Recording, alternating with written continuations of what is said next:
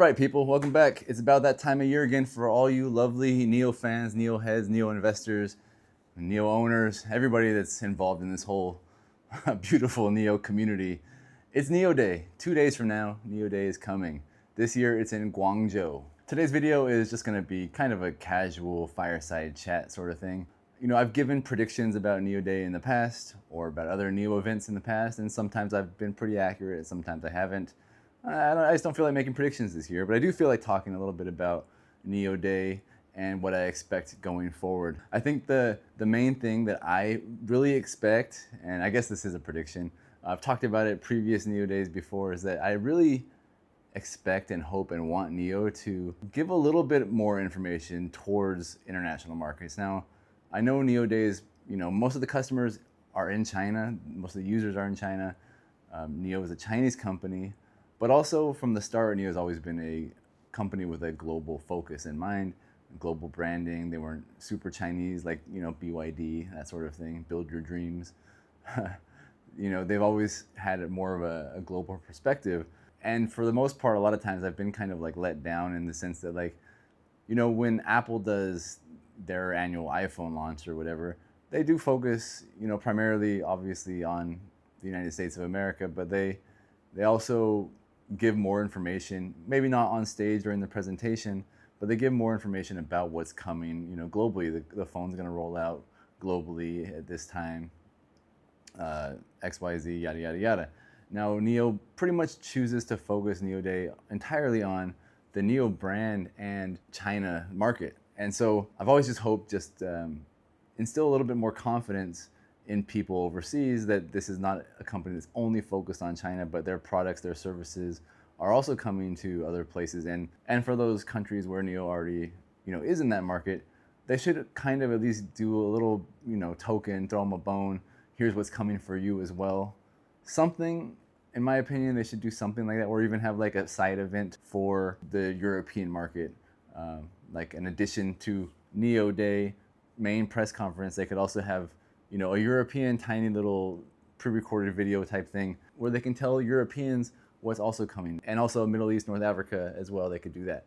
So I'm hoping this year they do that, and I do feel like it may happen simply because this year they're launching Firefly, which isn't part of the main NIO brand, of course. It's another sub-brand, but also because they've talked about how this is a product that's going to be, yes, released in China, but also really, really ideally suited for the European market. So I would hope they would talk more about Europe as well, or other markets. Even if it's not super detailed, just not completely ignore it. Make it seem like we are a company, they are a company that's, global, expanding, and gonna be a great big success everywhere. In terms of the Firefly product, I've seen some, probably the same as everybody else.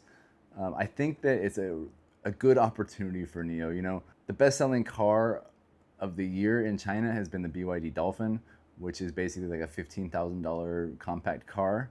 And I have no doubt that NIO will make a better car than the BYD Dolphin, and in a similar-ish price range, especially with battery as a service. The only real concern I have with regards to that is, of course, their ability to produce enough vehicles. I think they said they have a capacity of 100,000 vehicles next year for Firefly. If the car is as good as it should be, that won't be enough, for that price range. So hopefully they can start cranking out vehicles, as fast, ramp up as fast as Xiaomi did with the SU7. But I'm not in manufacturing, I'm not in production. I don't know necessarily how or why things take as long as they do. But they're also going to be launching another Envo car as well in the next year, and basically NT 3.0 cars for NIO. They have a lot of cars they need to produce, and they want to double their output.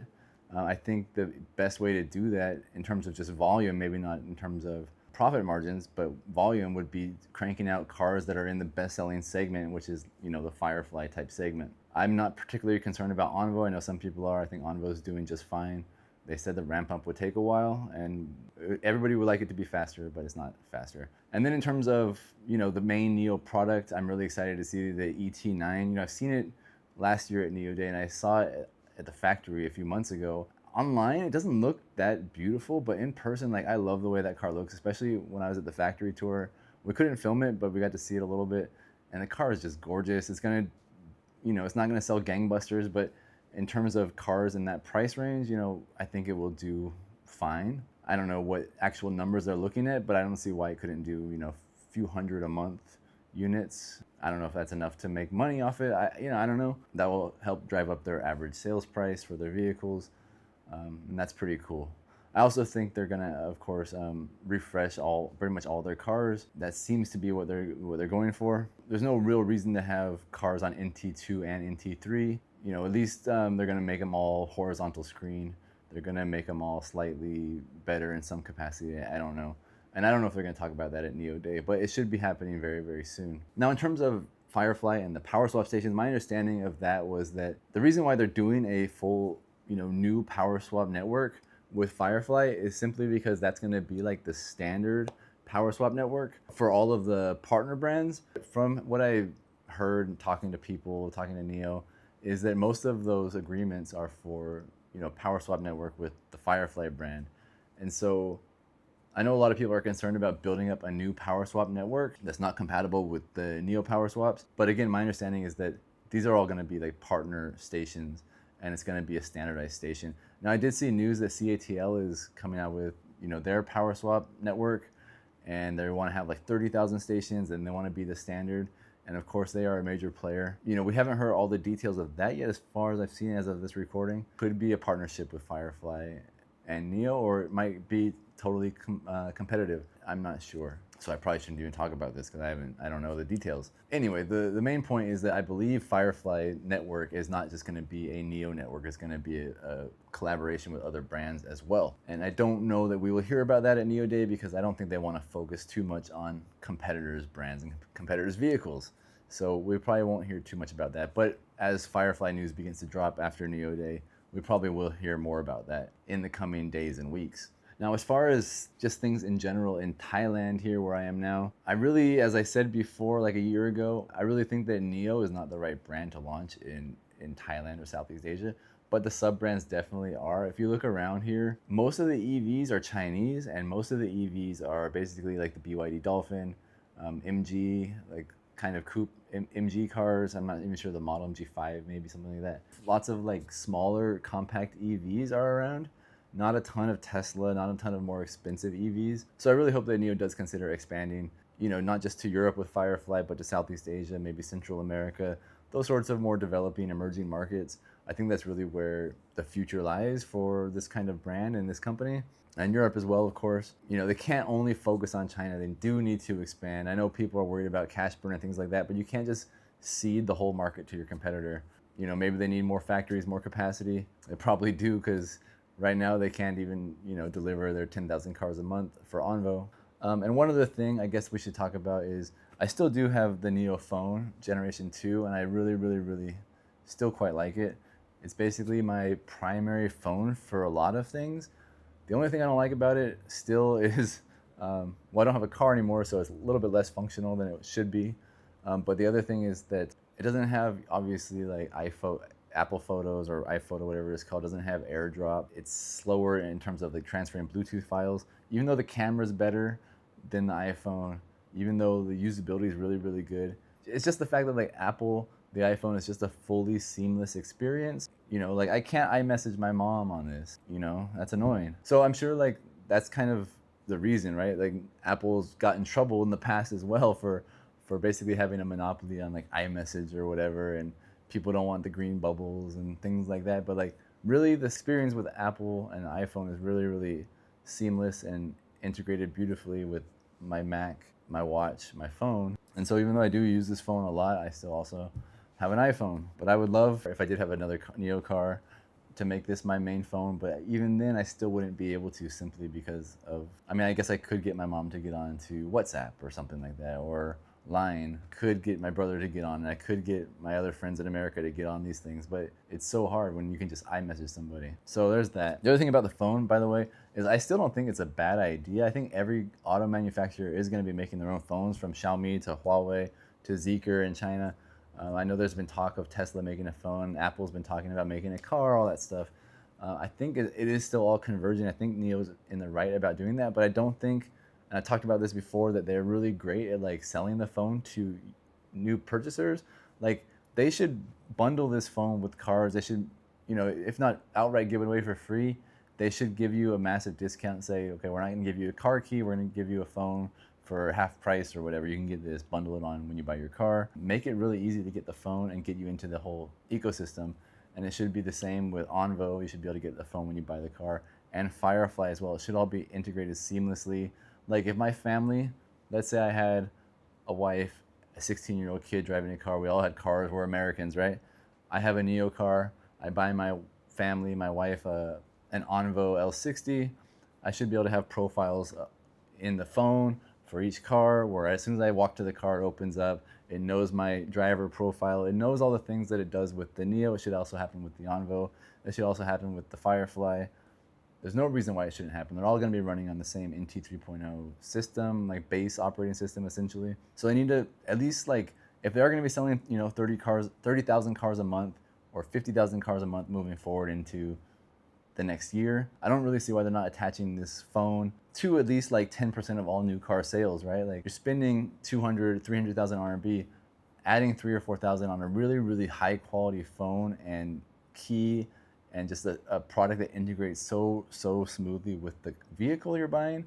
It shouldn't be really hard to attach it to, because it's just a small portion of the purchase price, and the phone really is good, especially for people who are already on Android. Why couldn't they sell, if they sell 50,000 cars a month in second half of 2025, why aren't they selling 5,000 phones a month? Again, I don't know if that's enough to make like the whole phone experiment profitable, but it should at least do something to offset the R&D costs and just to make the brand bigger, where people will see a NIO phone in their office, then it's not just a car in a parking garage, it's a NIO phone in an office, it's a NIO phone in the mall when you're buying something. They should be able to do that, and I would think, that's probably my biggest complaint about NIO and the NIO phone so far, is that as a shareholder, like, I don't see how they're not attaching more of these to every single car purchase. But I know people are very attached to their phone and their brand.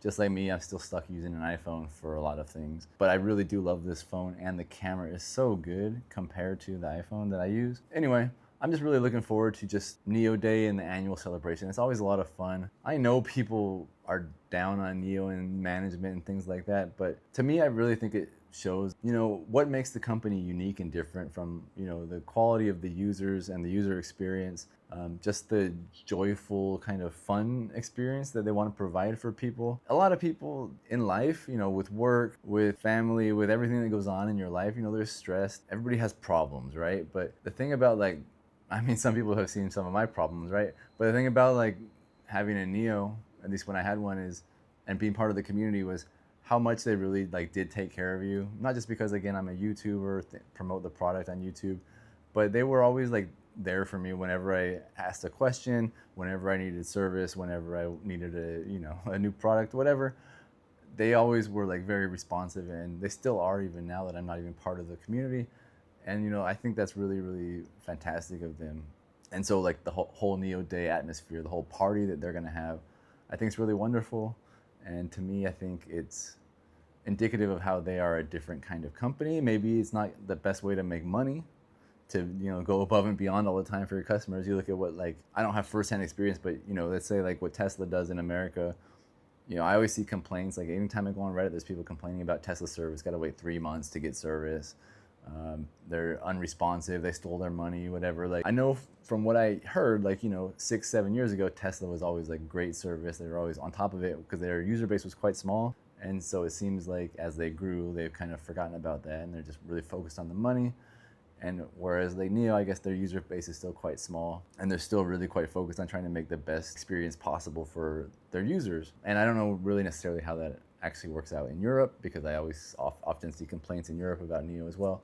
But for China and the China team, they're really, really great. They're wonderful people, and I have full faith in them as as smart, talented people, that they're gonna get the job done. Doesn't mean it's gonna happen, but I do still believe in them, and that's why I am still invested in NIO, despite where the stock is right now. That's all for now.